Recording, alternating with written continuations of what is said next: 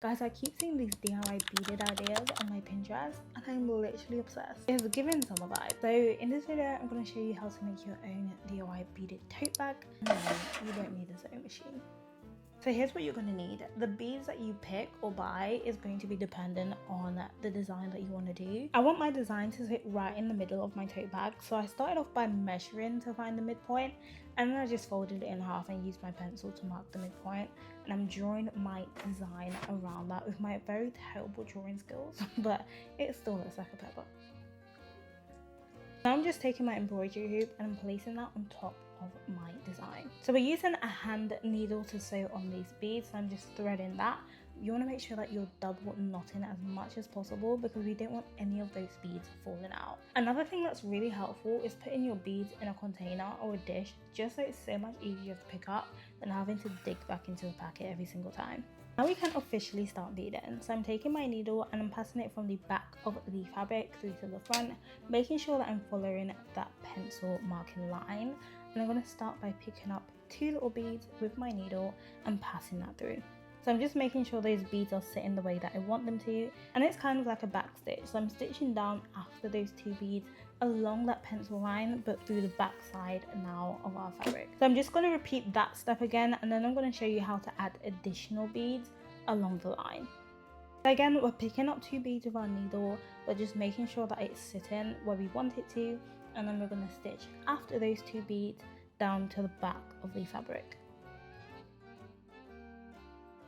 Now you want to pass your needle back up through the fabric, but instead of starting where the last bead is, you want to take it up from where the second to last bead is, and then you want to insert your needle through one bead or through that last bead so it comes out, and that's just going to make sure that when you are adding more beads it doesn't look disjointed and it kind of looks like one single stitch.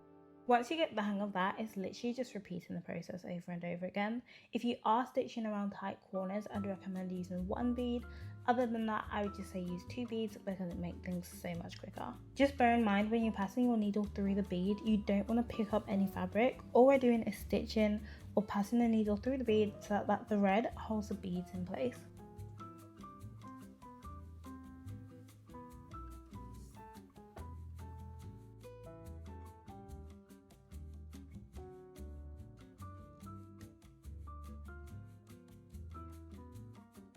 For the outline, once you've gone around and you want to finish it off, you can gauge whether you need 1 bead or 2 beads to kind of just make sure that that last bead connects to the very first bead that we added. The process is pretty much the same, so you want to add the last bead that you need to use, and then we are stitching that down to hold it in place, and then one more time we're going to stitch our needle back up from through the right side.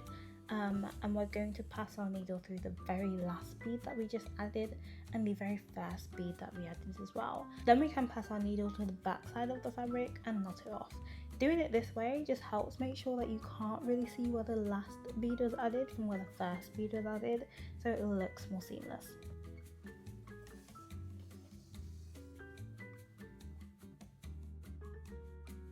Once you get the hang of it, it feels a bit therapeutic. So we've done the outline now. Now I'm just going back in and we want to fill in all of the green part of the outline. So I'm using that outline kind of as a gauge for where I'm placing the other beads. And we're going to keep stitching around and adding more layers until it's completely full.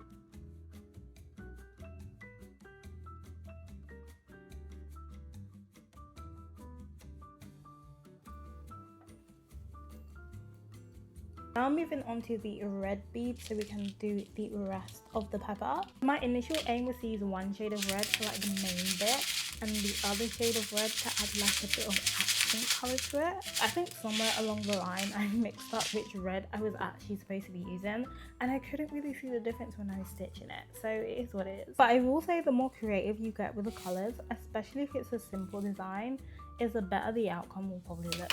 So I'm just going ahead and add in the red beads, starting off from where we finished adding or stitching on those green beads. And I'm going to stitch the outline first and just repeat the process of filling in the gaps. I feel like sewing this tote bag was a test for me to see if I'd like the way the beading actually turned out. I think next time I want to sew something like a top or something that I'm gonna wear out a bit more. But let me know what you think, and if you did find it helpful, make sure to comment and let me know what you'd want me to bead next. I'll see you in the next one. Bye guys.